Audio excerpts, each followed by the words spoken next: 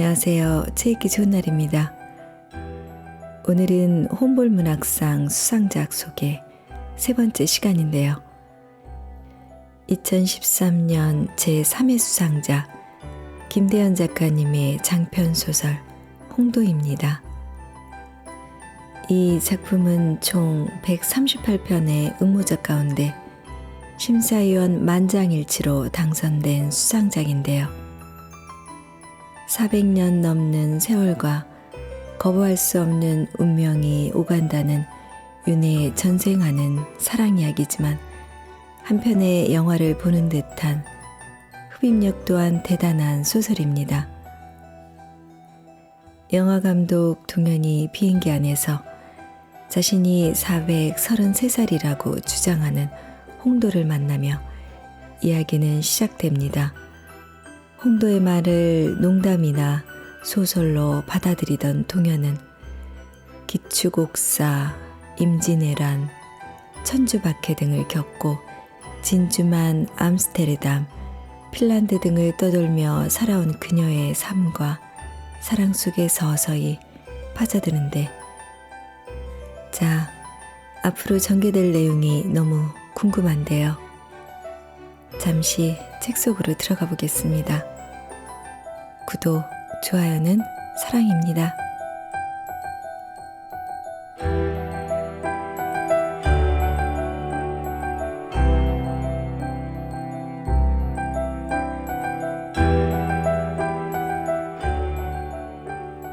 (433살) 비행기가 헬싱키 반타공항을 막 차고 오른다. 여자는 눈을 감는다. 이제는 무디어졌을 만도 하건만 비행기가 뜨고 내리는 순간만큼은 도무지 익숙해지지가 않는다. 팔걸이를 움켜쥔 손바닥이 땀에 젖어 축축하다. 고추 세운 목은 나무 토막처럼 뻣뻣하고 짓눌린 어깨는 쇠덩이라도 짊어진 듯 무지근하다. 조금만 참으면, 조금만 견디면 곧 사라진다. 곧. 여자가 눈을 뜬다. 자신을 부기장이라고 밝힌 목소리가 비행기 안에 퍼져나간다. 부기장은 반타공항을 이륙한 비행기가 인천공항까지 약 8시간 20분 동안 비행을 할 예정이고 편안한 여행이 되길 바란다며 한국어와 영어로 번갈아 말한다. 딸깍. 허리를 쬐던 안전벨트를 푼다. 비록 비행기 엔진 소음이 윙윙거리며 귓전을 맴돌지만 무기력하던 순간은 사라지고 없다. 그러나 자리에 파묻었던 엉덩이는 여전히 얼얼하다. 손을 씻으면 좀 나아질까? 화장실 두 곳 모두 사용 중이라는 불이 들어와 있다. 30좌석 남짓한 비즈니스 클래스는 승객들이 드문드문 앉아 있다. 통로로 나와 무심하게 승객들을 살피던 여자의 눈길이 붉고 파랗고 노란 종이들에 다가가 머문다. 비어있는 창가 좌석 널찍한 팔걸이에 알록달록한 공책이 펼쳐져 있다. 공책에는 사진과 글자들이 깔끔하게 인쇄되어 있고 중간중간 붙어있는 붉고 파랗고 노란 종이들에는 손으로 쓴 글자들이 적혀 있다. 삐치고 올리비친 직선과 둥글게 말아올린 곡선이 겹치거나 엉키지 않은 또렷또렷한 글씨. 글자는 객관화된 부어이지만 글씨는 쓰는 사람 마음이 고스란히 드러나는 주관화된 부어이다. 화장실 하나를 차지하고 있을 공책 주인은 분명 자신을 드러내기를 좋아하는 사람이리라. 비록 선앙당 당산나무처럼 보이는 공책이지만 글자만은 까만색을 고집하는 것은 공책 주인이 나름 깔끔하고 반듯하다는 표현이다. 만져보고 싶다. 눈으로 반하면 손으로 만져보고 싶은 것이 사람 마음이다. 저도 모르게 손을 뻗어 공책을 만지려던 여자는 그제야 인쇄된 글자들이 눈에 들어온다. 천반산과 죽도 서실.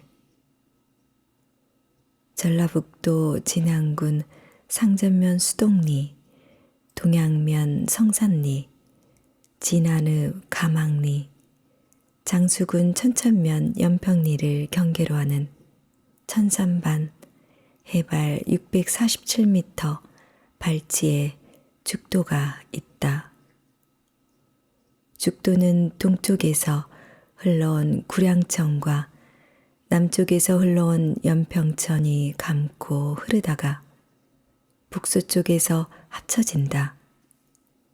송편 모양을 한 죽도는 양쪽으로 병풍바위가 둘러쳐 있어 드나들려면 배를 타고 강을 가로질러야 하는 두매산골의 섬이었다.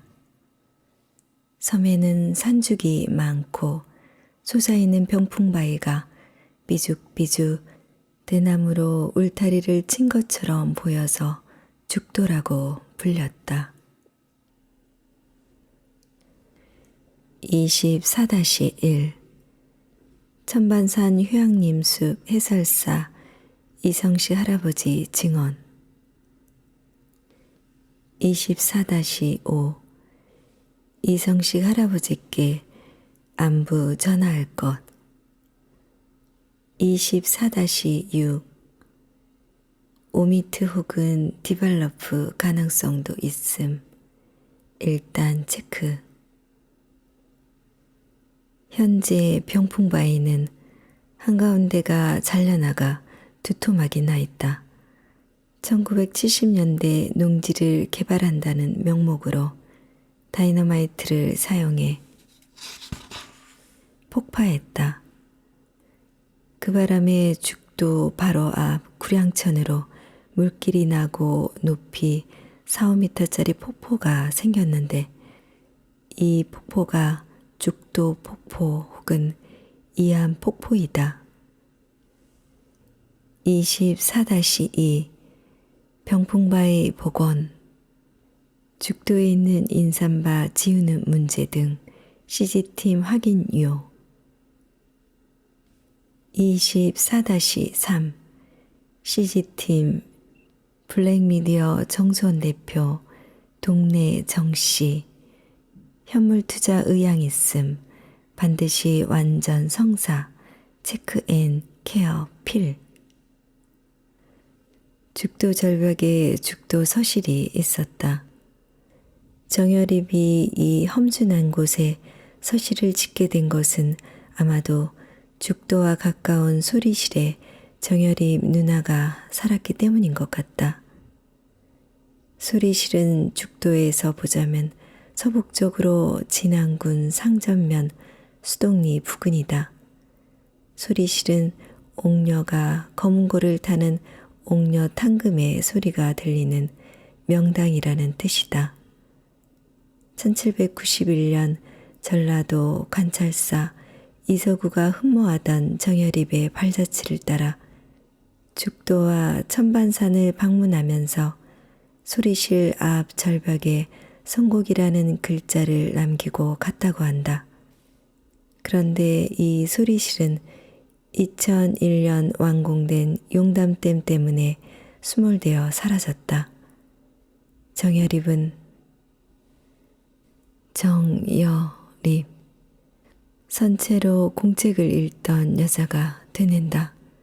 문득 눈길을 느끼고 돌아보니 미소를 머금은 금발머리 여승무원이 식사 주문을 하라고 한다.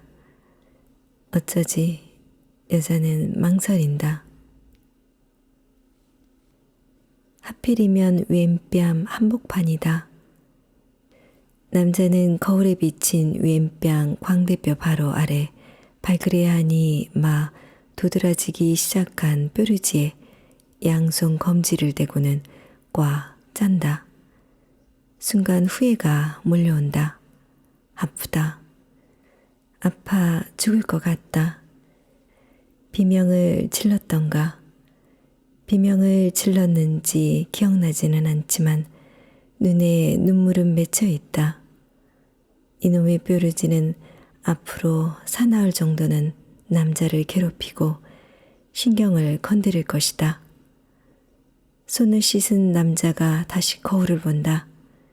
짧게 깎은 머리는 거친 듯 하면서도 깔끔하고 얼굴은 어디 하나 모난 곳이 없으면서도 어디 하나 허투루 얼버무린 곳 또한 없이 산뜻하다.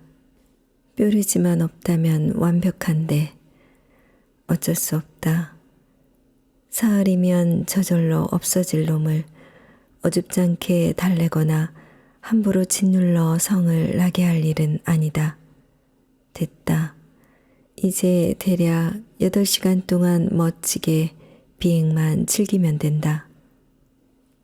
남자가 화장실을 나서자마자 문 앞에서 기다렸다는 듯이 금발머리 여 승무원이 식사 주문을 하라고 한다. 볼일을 봤을 테니까 일단 먹기부터 하라고? 그러지 뭐. 남자는 메뉴에서 미리 보아두었던 송어와 감자요리 그리고 입맛을 돋을 포르트 와인을 주문했다. 그런데 금발머리 여승무원이 즐거운 여행이 되길 바란다며 미소를 짓고는 간다. 새삼스럽게. 어디더라? 오른쪽 창가 2번째 좌석. 에이, 튀었는데. 남자 자리에 낯선 여자가 앉아있다. 더구나 여자는 테이블까지 펼친 채 남자의 소중한 스크랩북을 올려놓고 읽고 있다. 누구지? 여자가 남자 눈에만 보이는 귀신이 아니라면 분명히 비행기 안 어딘가에 있던 여자이다. 남자는 비즈니스 클래스 안을 쓱 훑는다. 화장실에 갈 때 얼핏 봤던 가운데 열 중간쯤에 눈을 감고 혼자 앉아있던 그 여자가 틀림없다. 어깨를 덮은 까만 머리칼을 반만 잡아 댕기 같은 붉은 끈으로 질끈 동여맨 여자는 눈부신 하늘빛을 닮은 파란 천으로 된 운동화를 신고 미끈한 종아리와 흐트러지지 않은 무릎과 탄력 있는 허벅지가 고스란히 드러나는 눈빛을 닮은 하얀 스키니 팬츠를 입고 눈빛과 하늘빛이 어우러진 파랗고 하얀 짧은 재킷을 걸쳤다. 낯장을 넘기는 기다란 손가락은 글자를 읽는 지켜 올려진 속눈썹은 늘어지지도 짧지도 않게 솟은 콧마루는 여자는 남자가 살피는 것도 모르고 스크랩북 다음 쪽을 넘긴다. 막 음식이 든 카트를 끌고 동료와 함께 갤리에서 나오는 금발머리 여승무원이 남자를 향해 환한 미소를 짓는다. 남자와 눈길이 마주친 동료는 엄지손가락까지 들어 보인다. 비로소 남자는 금발머리 여승무원이 왜 즐거운 여행이 되길 바란다며 미소를 지었는지 알 것 같다. 지금 이 순간 무단으로 자리를 차지한 여자와 느닷없이 자리를 빼앗긴 남자와 비즈니스 클래스 승무원들 사이에는 멋진 구경거리와 구경꾼이라는 관계가 만들어진 것이다. 여자는 동양인이고 간혹 한자도 있지만 대부분이 한글로 쓰인 스크랩북을 읽고 있다. 그렇다면 한국 분이시죠? 일단 생각만 해보자는 것이었는데 가볍고 경망스러운 입이 어지간하게 호들갑스럽다. 여자가 고개를 들어 남자를 본다.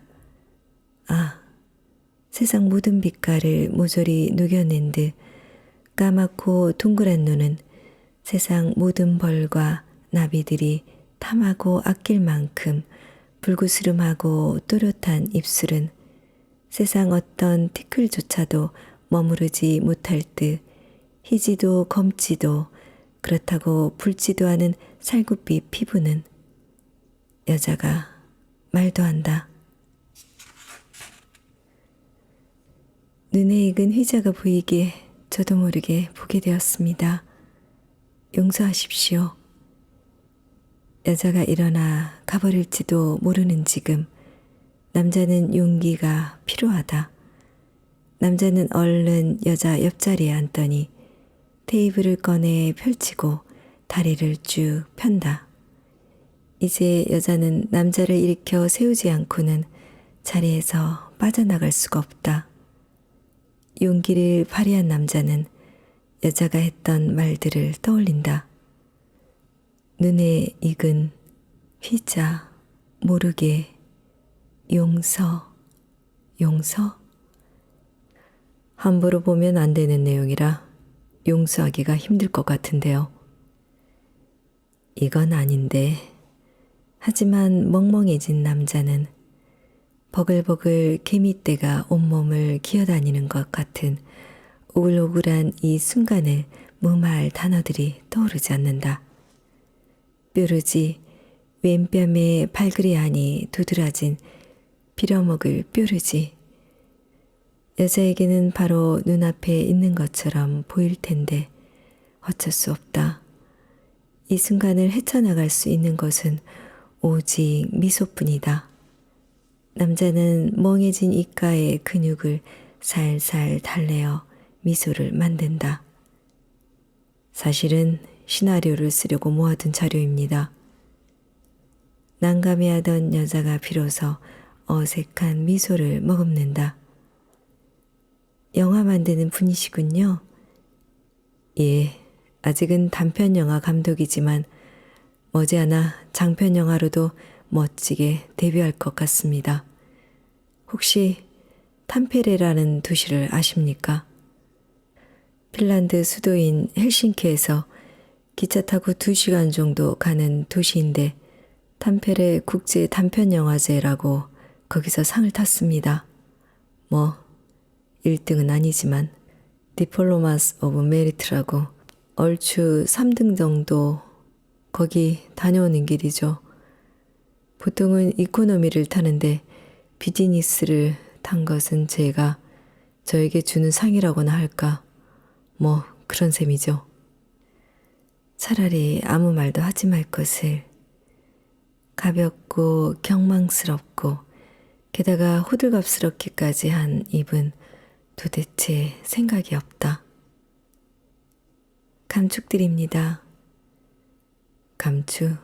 남자는 감축이라는 단어가 무슨 뜻인지 영 떠오르지 않는다. 꽉 막힌 것처럼 답답한 순간 카트를 끌고 온 금발머리 여승무원이 남자 테이블 위에 테이블볼을 깔고 음식들을 내려놓으며 말을 건넨다. 뭐라는 거지? 영어가 아니라 핀란드어다.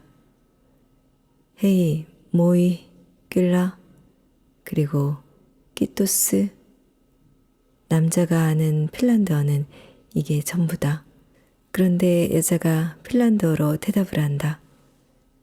금발머리 여승무원은 남자가 아니라 여자에게 말을 건넨 것이다. 남자는 눈앞에 밥상을 놔둔 채 자기들만 아는 언어로 수다를 떠는 여자들 사이에서 멍하니 앉아만 있다. 난감한 순간 여자가 남자에게 한국말을 건넨다. 청이 하나 있습니다. 제가 이 자리에 계속 앉을 수 있도록 허락해 주시겠습니까? 그럼요. 그렇게 하세요. 전 괜찮습니다. 거부할 수가 없다. 이미 결론이 난 대답을 강요받았다.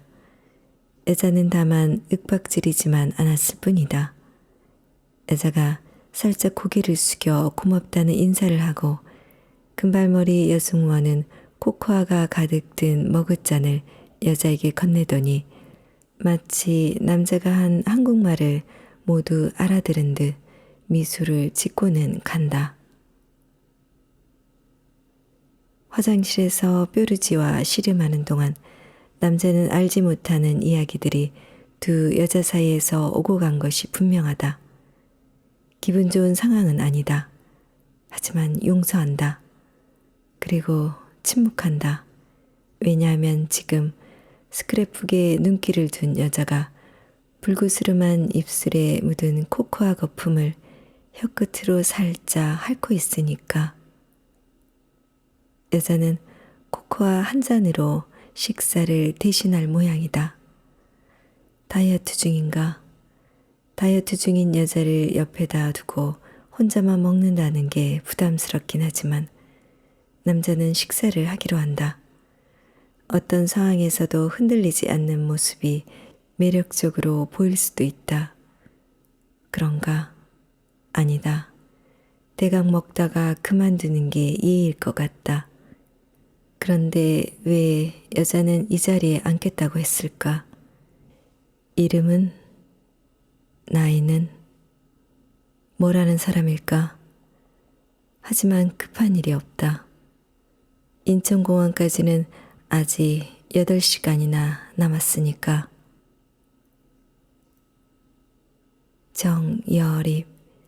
슬쩍 제 스크랩북을 넘겨다본 남자가 입을 연다. 천하 비일인지 천하. 내 천하지 천하야. 천하는 임금 한 사람의 천하가 아니라 천하 모든 사람의 천하라고 했습니다. 임금이란 자리는 자자손손 핏줄로 이어지는 자리가 아니라 요순시대처럼 천하의 모든 사람이 스스로 뽑는 자리라고 했죠. 한마디로 모든 인간이 평등하다는 겁니다. 미친 거죠. 조선시대였거든요. 상놈이고 양반이고 더구나 임금까지 다 똑같은 인간이라고 떠들어댔으니 가난무도한 대역죄인이 되는 건 순식간이었습니다. 정여립을 아십니까? 잘난 척, 참 마음처럼 하지 못하는 것이 사람 말이다. 이 순간 정말 잘난 척이 필요했을까? 한참 동안 물끄러미 바라만 보던 여자가 드디어 입을 연다. 저는 어렸기 때문에 여자 립자를 쓰시던 분이 하신 말씀을 잘 알지는 못합니다. 다만 저는 그분을 죽도 할아버지라고 불렀습니다. 무슨 소리지? 남자는 여자가 하는 말들이 얼른 이해가 되지 않는다. 여자가 스크랩북을 남자 쪽으로 향하더니 손가락으로 이진길이라는 이름을 찾아내 가리킨다. 덕산 네가 진짜 길자를 쓰시던 분이 제 선친이십니다. 죽도 할아버지는 선친께는 외숙부가 되시고 제게는 진 외종조부가 되시는 분입니다. 선친이라면 이진길이 여자의 돌아가신 아버지란 소리다. 그리고 진 외종조부, 지금은 잘 쓰지도 않고 누구를 가리키는 호칭인지도 도통 알 수 없는 단어지만 여자가 하는 말들을 따라 보자면 여자의 아버지의 외숙부, 그러니까 여자의 할머니의 오빠나 남동생을 부르는 말이므로 여자의 할머니는 정여립과 남매라는 소리다. 어처구니가 없다. 남자는 그저 자신이 준비 중인 영화의 주인공이 될 정여립에 대해 이야기를 하고 싶었을 뿐이다. 그렇게 이야기를 시작해서 이름을 묻고 행선지를 묻고 가족관계나 사는 곳을 묻고 그러다가 적당히 잘난 척을 하거나 괜스레 우울해하다가 술을 찾게 될 테고 마침내는 웃으며 슬쩍 스킨십을 하게 됨으로써 그 다음은 운명에 맡기게 되는. 그런데 여자 입에서 나온 말들은 전혀 예상하지 못한 이야기다. 이진길 1561년에서 1589 이름 옆 가로 안에 써진 숫자를 확인한 남자가 여자를 바라본다. 이진길은 1561년생인데 실례지만 그쪽 분께서는 언제 태어나셨습니까? 숫자로는 잘 알지 못하지만 경진년생입니다. 남자는 스크랩북 맨 뒤쪽에 표를 만들어둔 연도별 간지를 펼친다. 1561년은 신유년이고 경진년은 1580년, 1580년생이시면 올해로 433살? 여자가 남자에게 눈길을 맞춘다. 그렇다면 저는 1986년 병인년에 태어나 올해로 겨우 27살인 김동현입니다. 여자가 남자에게 동현에게 보일 듯 말 듯 미소를 짓는다. 어릴 적 제 이름은 영이라고 합니다. 선자께서는 바가셨는데 선친께서 선자의 휘자 중 한자를 따서 저를 그리 부르셨답니다. 하나 선자의 휘자를 모두 알지는 못합니다. 여자가 하는 말들은 마치 준비라도 된 듯 거침이 없다. 이영, 저랑은 겨우 406살밖에 차이가 안 나고 반만 깎으실래요? 400살도 넘은 할머니 치고는 완전 동안이시거든요. 아시죠? 반을 깎아도 제법 욕 많이 먹을 거라는 거. 아예 반에 반을 더 깎으실래요? 50. 의학이 많이 발달했으니까 어떠세요? 50. 영희는 웃는다. 영이 불그스름한 입술 너머로 하얀 이를 고스란히 드러내고 환하게 웃는다. 얼렁뚱땅 무단으로 자리를 차지하고 함부로 보면 안 되는 스크랩북을 마음대로 넘겨가며 읽었지만 모든 것을 용서하고 모든 것을 침묵시켰던 영희. 이젠 크지도 작지도 않은 웃음소리로 동현을 설레게 한다. 듣고 싶다. 알고 싶다. 느닷없이 나타나 곁을 차지하고 앉은 영이라는 이 여자의 모든 것을 동현은 속속들이 알아내고 싶다.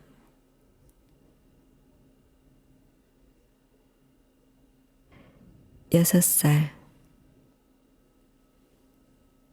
계집아이는 모래알같이 반짝이는 따스한 봄볕이 좋았다. 봉우리 모양으로 우뚝우뚝 솟은 정적안을 쓰신 아버지 손을 잡고 논일던 소리실 강가 언저리에 지천으로 부려진 노란 무은들의 민들레가 좋았다. 머리에 돌돌 따리를 튼 가채를 얹고 연봉 뒷꽂이, 화접 뒷꽂이를 꽂아 꽃 모양으로 화사하신 할머니 치맛자락을 붙잡고 산보하는 길에 흐드러지게 꽃을 피운 붉은 잉도, 앵두나무가 좋았다. 하늘 같은 갓을 쓰고 구름 같은 말을 탄 죽도 할아버지가 누이 부르며 오시던 고삿길 돌 틈에 보송보송하니 달라붙은 푸른 잎이 좋았다.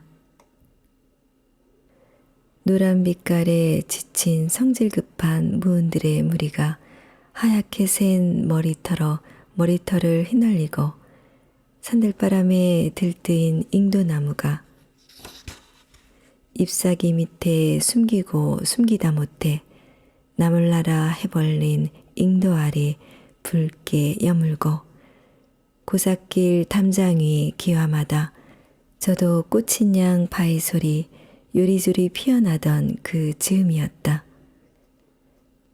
계집아이는 따스한 텐마루에 앉아 노란 무은들의 꽃잎 5장, 푸른 물이 뚝뚝 흐르는 잇 한 줌, 동그란 씨를 발라낸 새콤달콤한 붉은 잉도 5알을 자그마한 종지에 주르르 담아놓았다.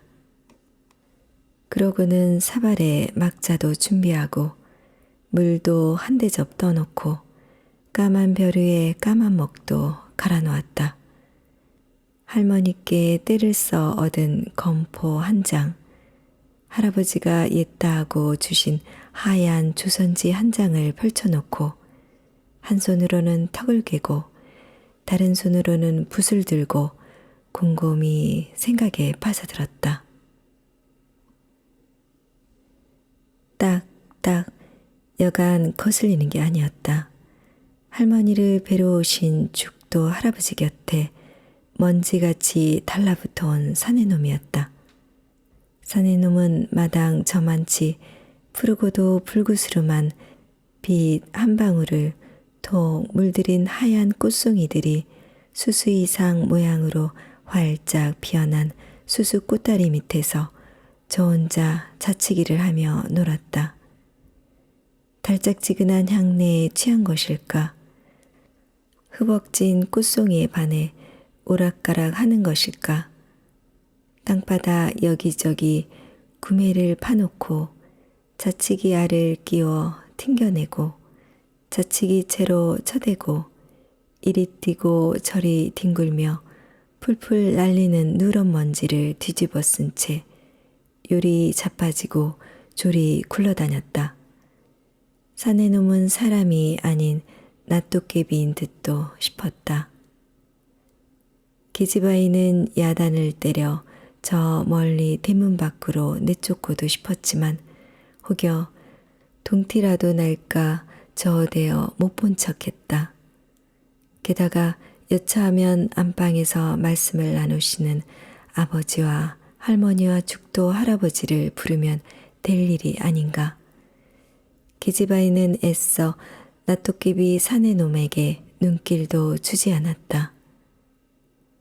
콩콩 찌은 붉은 잉도와 푸른 잎과 노란 무은들에 물을 살짝 떨어뜨리고 접어놓은 건포로 각각 쌈에 조선지 위에 톡톡 두들겨 불구스름하고 파르스름하고 노르스름한 빛깔을 들였다. 그리고 계집아이는 곱게 물이 든 조선지 아래편에 붓을 들어 정성스레 글자 한자를 썼다.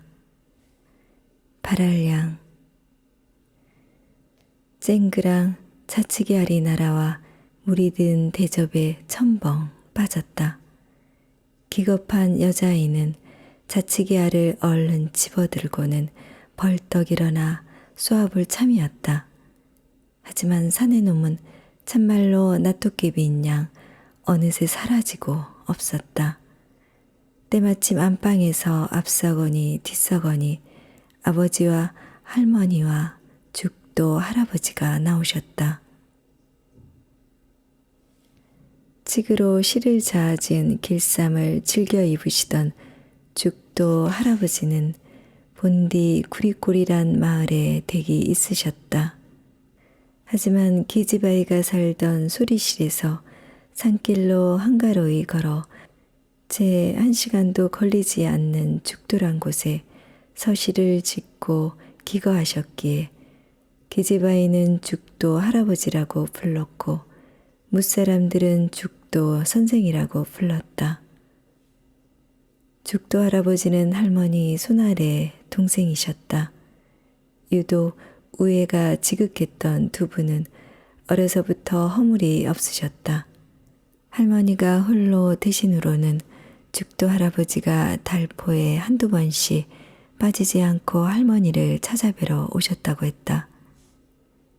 계집아이는 그 시절 죽도 할아버지가 바다에 사신다는 용왕님 자제분인 줄로만 알았다. 죽도 할아버지가 말을 타고 둥구 밖에 나타나실 즈음이면 기지바이는 가장 먼저 짭조름하고 비릿한 자반 냄새부터 맡았다.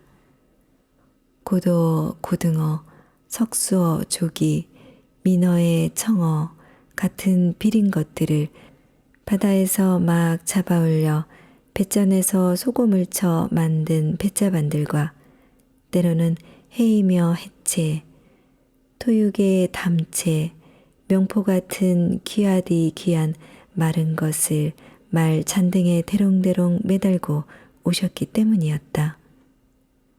그 덕분에 계집아이는 비릿하고 짭조름한 맛에 길들었고 그중 기름이 뚝뚝 떨어지는 고도 자반은 계집아이가 자다가도 벌떡 일어나는 세상에서 가장 맛있는 음식이었다.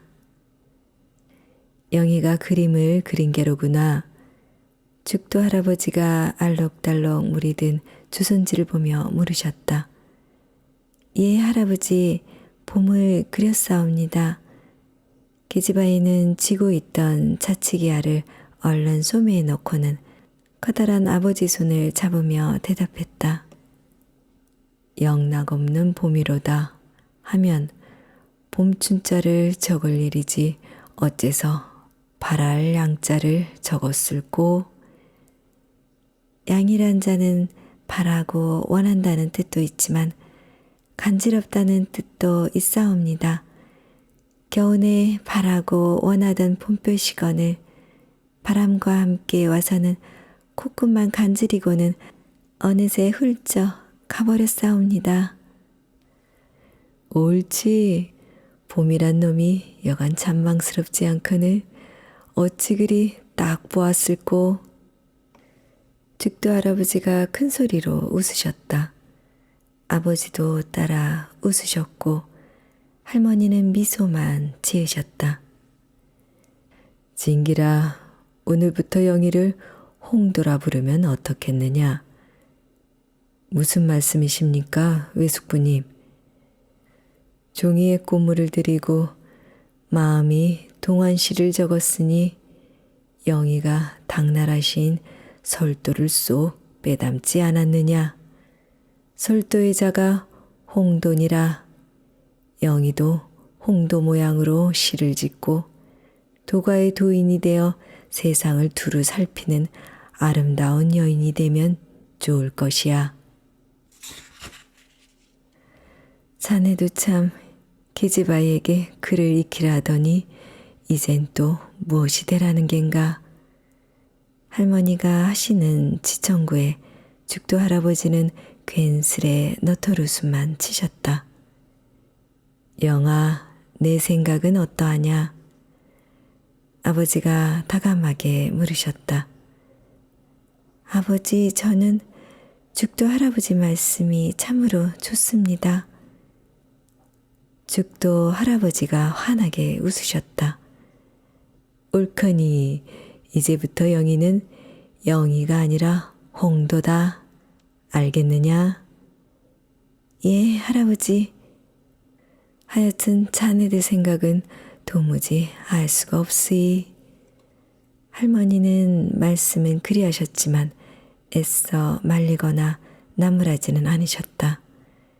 영이라고 불리던 6살 계집아이는 이제 홍도가 되었다. 계집아이는 저도 모르게 제 이름을 불러보았다. 입안 가득히 맴도는 홍, 입뿌리를 혀끝으로 톡 차는 도. 계집아이는 제 이름이 참으로 좋았다. 네 홍도. 낫도깨비처럼 사라졌던 사내놈이 대문 밖 말뚝에 메어두었던 말고삐를 끌고 마당으로 들어섰다. 홍도는 사내놈이 슬쩍 곁눈질로 훔쳐보는 걸 느꼈다. 할아버지, 저자는 닌가요? 산중에서 만난 녀석인데 말잡이를 하겠다며 한사코 쫓아다니기에 그러라고 했단다.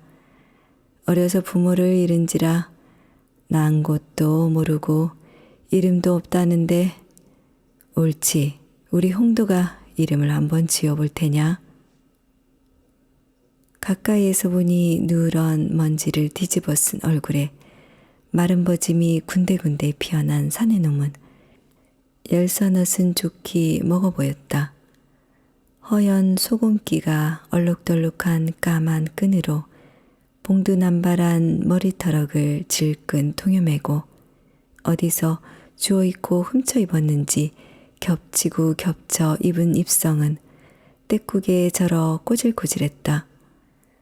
걸레 모양으로 너절한 발사계로 간발을 치고 달을 때렸다 땅바닥에 납작하게 달라붙은 제 발보다도 커다란 집신을 꿰찬 사내놈은 허리춤에 자치기 채를 가린 양 차고 있었다.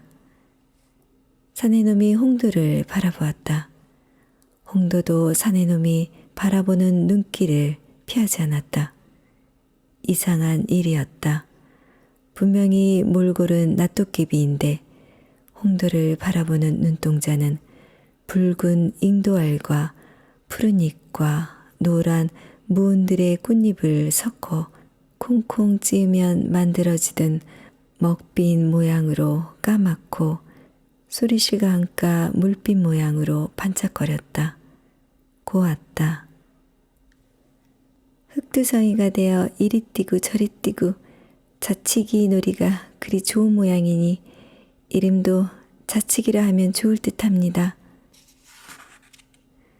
죽도 할아버지가 큰 소리로 웃으시며 말잔등에 올라타더니 사내놈 이름을 난생 처음 부르셨다. 자치기야, 가자.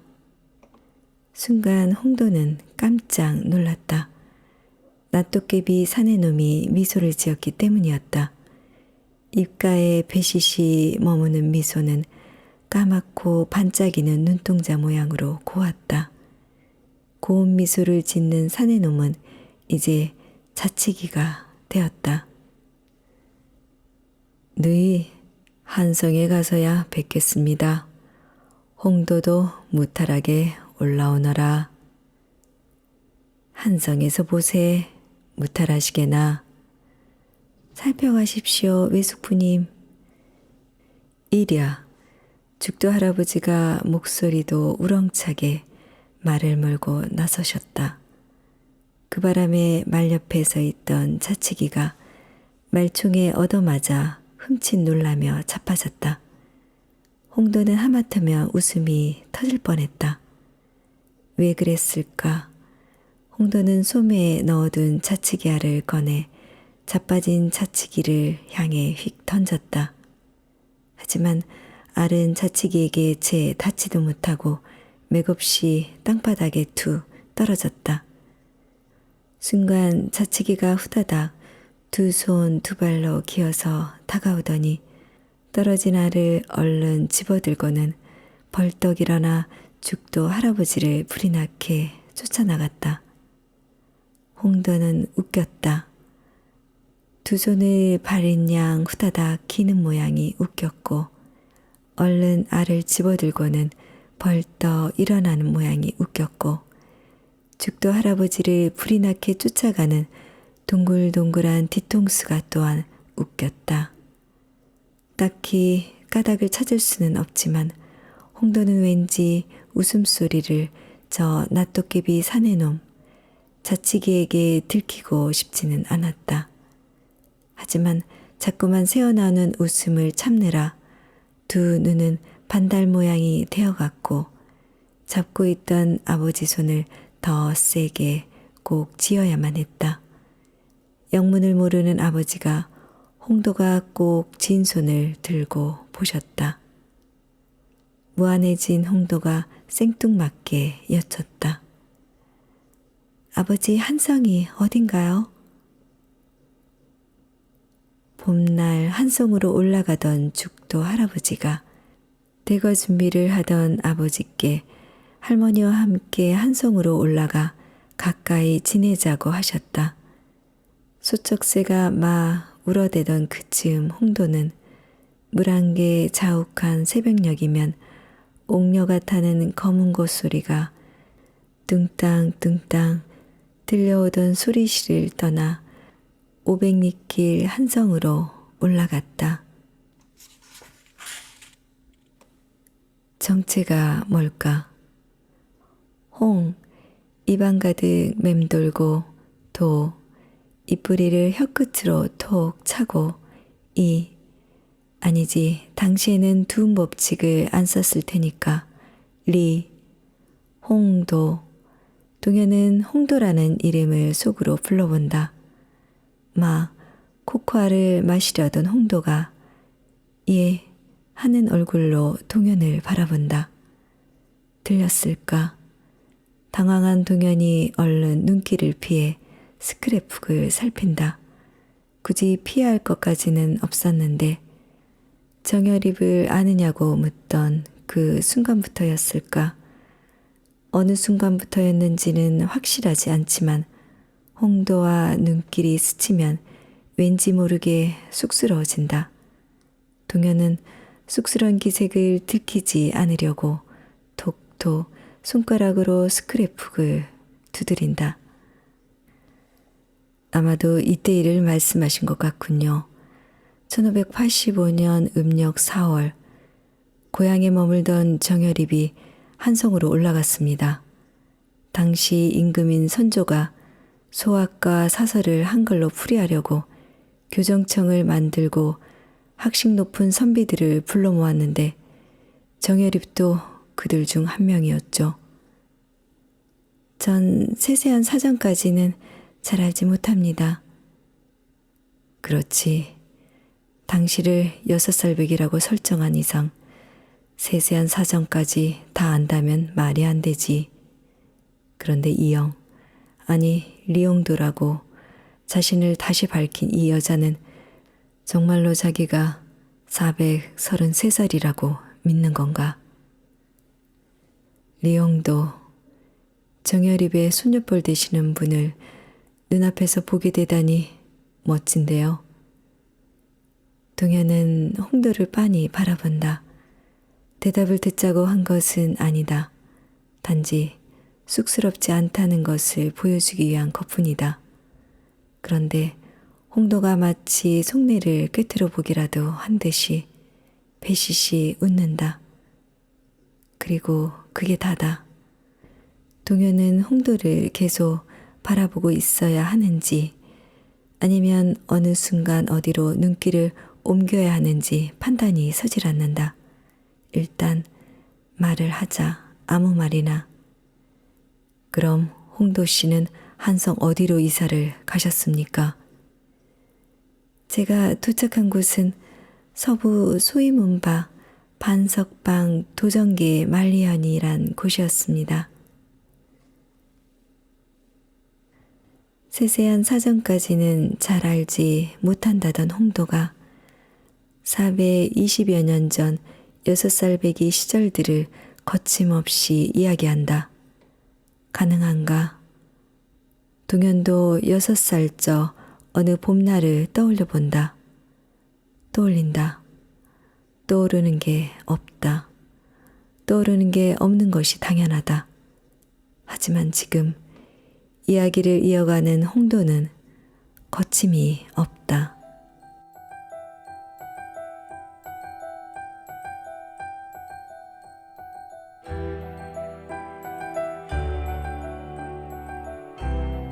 제 좋은 날 오늘은 여기서 줄입니다. 오늘도 즐겁고 편안한 시간이 되셨나요? 다음 시간에 다시 찾아뵙겠습니다. 감사합니다.